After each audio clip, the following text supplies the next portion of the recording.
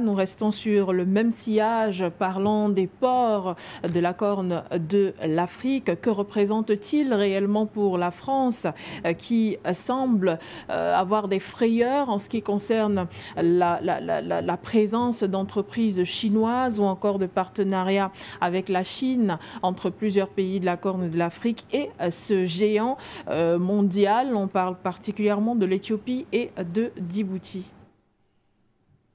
Écoutez, je crois que la France est dans un délire dont elle doit sortir rapidement. Elle n'est pas de taille à lutter contre la Chine.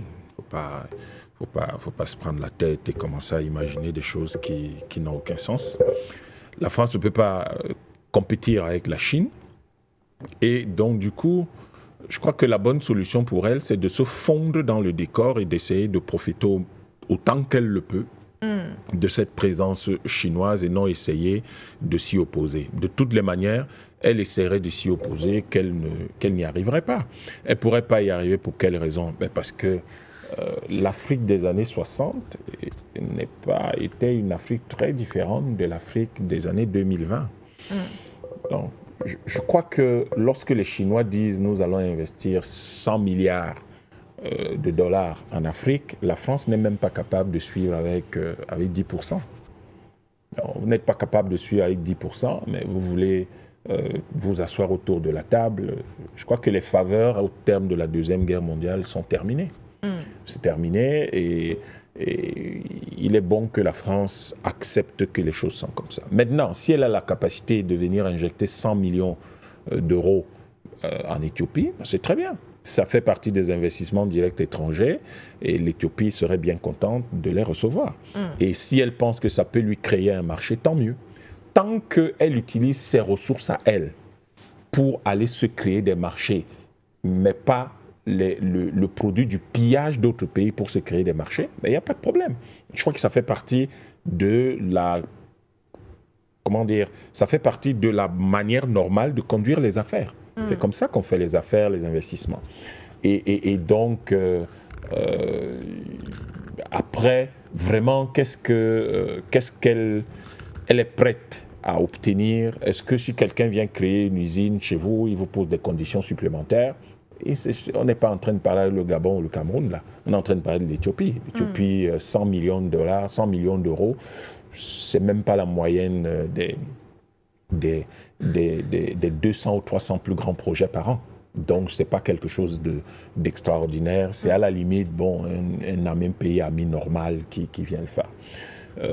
Si les Éthiopiens, quand les Éthiopiens veulent faire des investissements, ils font des aéroports qui coûtent 5 milliards de dollars. Ils ne parlent pas des investissements de 100 millions d'euros. Voilà. Donc, quand vous regardez 100 millions d'euros et 5 milliards de dollars, la proportion ressemble à ce que Poutine disait à Sarkozy. La France, c'est ça, la Russie, c'est ça. Donc, la France, ça apporte 100 millions de dollars. L'Éthiopie fait des projets plutôt qui sont comme ça, à 5 milliards de dollars. Donc, il n'y a rien à craindre là-dedans. Ça va aller. Maintenant, la France peut toujours répéter la rhétorique de l'OTAN et de l'Union européenne. Oui, la Chine fait ci.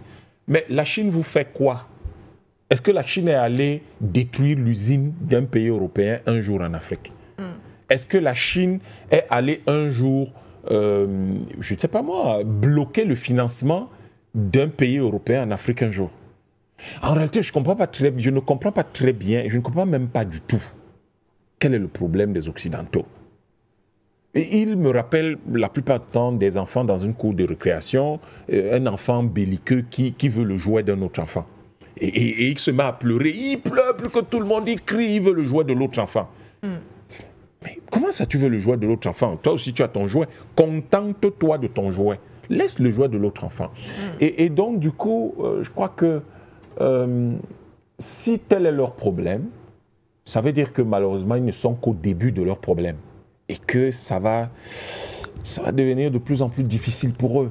Parce que les Africains, aujourd'hui, les éléments de gestion stratégique qu'ils mettent sur la table et sur lesquels ils travaillent, c'est comment s'assurer de renforcer leur coopération industrielle et commerciale avec la Chine, industrielle, universitaire et commerciale avec la Chine, avec l'Inde, avec la Russie, avec avec les BRICS. Et ça, j'ai l'impression que ça fait pleurer dans les palais présidentiels et les bureaux ministériels en Europe. Mais on y peut, en Occident, de manière générale. Mais on n'y peut rien. L'Afrique ne va pas rester l'Afrique du XXe siècle qu'on a pillé, qu'on a dominé, qu'on a détruite, où on organisait les rébellions, le terrorisme à chaque fois que les chefs d'État n'étaient pas d'accord, ou à chaque fois que les chefs d'État traînaient les pieds. Non, je crois que ça ne se paiera pas comme ça. Et l'Afrique de l'Ouest et l'Afrique de l'Est, je vous l'ai dit, c'est le marché, c'est la sous-région la plus peuplée d'Afrique. Donc, c'est le marché le plus important. C'est un marché dont la population est pratiquement égale à toute l'Europe, Russie comprise. Ce qui est intéressant, c'est aussi l'une des régions les plus industrialisées d'Afrique. On a, je vous ai dit, l'Éthiopie, elle a plus de 20 parcs industriels. Et c'est quand on dit parcs industriels, ce sont des espaces qui ont entre 100 et 1000 hectares, où on a installé donc des usines qui, pour la plupart, travaillent dans l'export, entretiennent également, approvisionnent également le marché intérieur.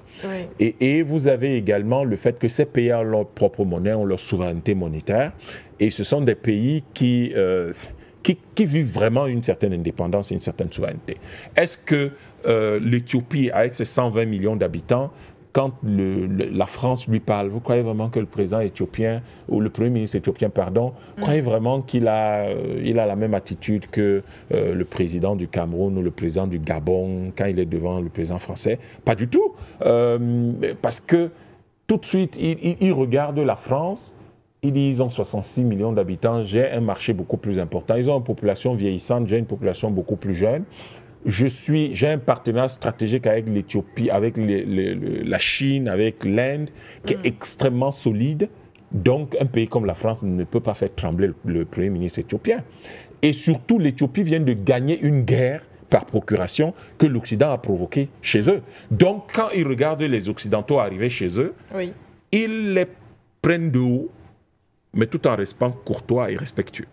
Du coup, quand la France arrive, elle apporte 100 millions d'euros dans sa besace, ben, l'Éthiopie dit, ouais, il n'y a pas de problème, on a les parcs industriels, allez-y.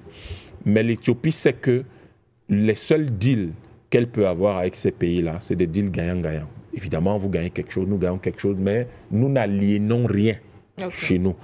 Donc, du coup, cette visite, en tout cas, confirme simplement que la France a perdu de son influence, ou si vous voulez, les éléments les plus importants de son influence, parce que l'essentiel de son influence, c'était l'Afrique de l'Ouest et l'Afrique centrale. Maintenant que c'est perdu, parce que même la Côte d'Ivoire, vous entendez comment elle bouge déjà, vous entendez le Sénégal qui bouge, le poulain au Gabon a été contraint par le peuple gabonais à ne pas se représenter. Et donc, du coup, même si après ils ont dit l'armée va contrôler ci, contrôler ça, mais un nouveau président va arriver, va modifier un certain nombre de choses. Le rôle de l'armée n'est pas là pour contrôler les hommes politiques. L'armée a un rôle précis, c'est de protéger le pays. Ce n'est pas pour contrôler les hommes politiques.